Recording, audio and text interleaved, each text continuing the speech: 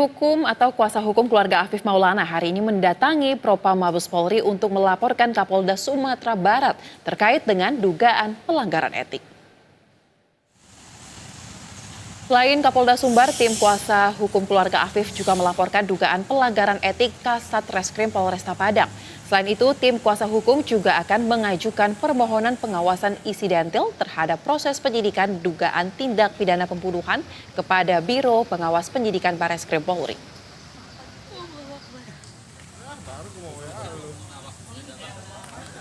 Kami juga melaporkan bahwa pernyataan Kapolda yang merubah-rubah statement itu sehingga membuat institusi kepolisian Polda Sumbar itu semakin tidak dipercaya. Gitu.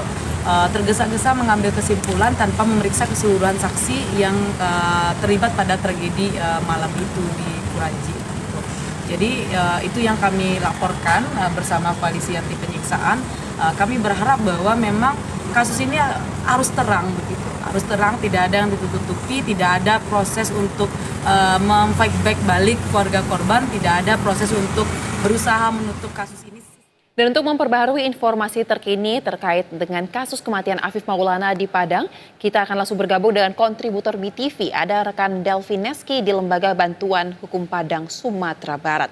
Selamat malam Delvin, LBH Padang mengadukan terkait dengan Kapolda Sumbar dan juga Kasat Reskrim Polresta Padang kepada Propam Polri atas dugaan pelanggaran etik dalam kasus kematian Afif Maulana. Apa saja sebenarnya bentuk pelanggaran etik yang dilaporkan ini? Ya, hari ini saya berada di kantor LBH Kota Padang. Nah, tadi siang itu pihak LBH sendiri juga melaporkan Kapolda dan Kasat Reskrim ke Mabes Polri.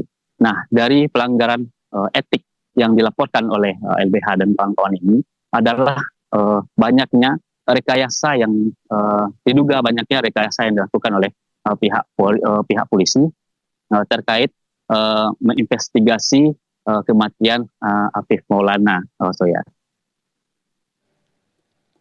Baik, kemudian selain pelanggaran etik, LBH Padang juga menyebutkan ada sejumlah kejanggalan dalam penyelidikan kasus tersebut. Bisa Anda jelaskan sebenarnya kejanggalan apa saja yang dimaksudkan ini?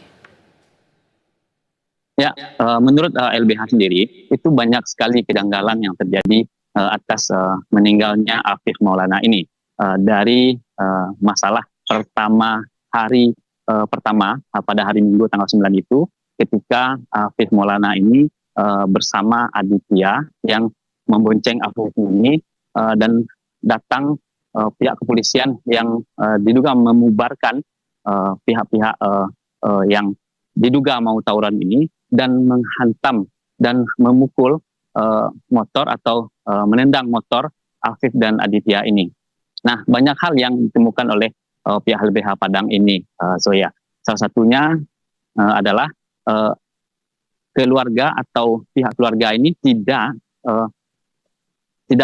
membenarkan adanya Afif ini loncat dari jembatan ini, karena banyak saksi-saksi yang memberikan keterangan kepada pihak-pihak LBH itu mereka mengatakan Afif ini dibawa ke Polsek dan ketika di Polsek itu saksi ini melihat Afif ini dilakukan diinterogasi oleh pihak kepolisian.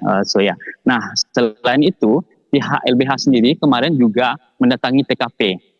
Nah, di TKP itu dari hasil dari investigasi pihak LBH itu ada penggerukan yang dilakukan oleh pihak yang belum tahu siapa yang melakukannya.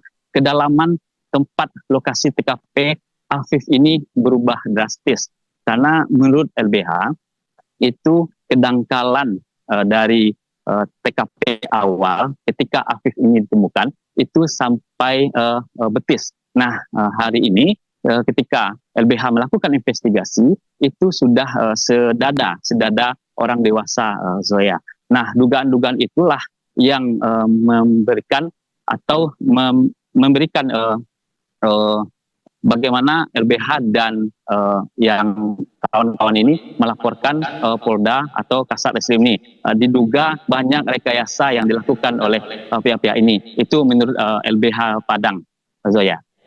Baik, kita akan nantikan bagaimana kelanjutan terkait dengan kasus kematian Afif Maulana. Kita harapkan kasus ini dapat segera terang benderang ya, karena atensi publik juga dalam kasus ini semakin nyata, makin ke sini. Terima kasih rekan Delvi Nelski, kontributor BTV di Padang, Sumatera Barat untuk laporan langsung Anda. Selamat kembali bertugas.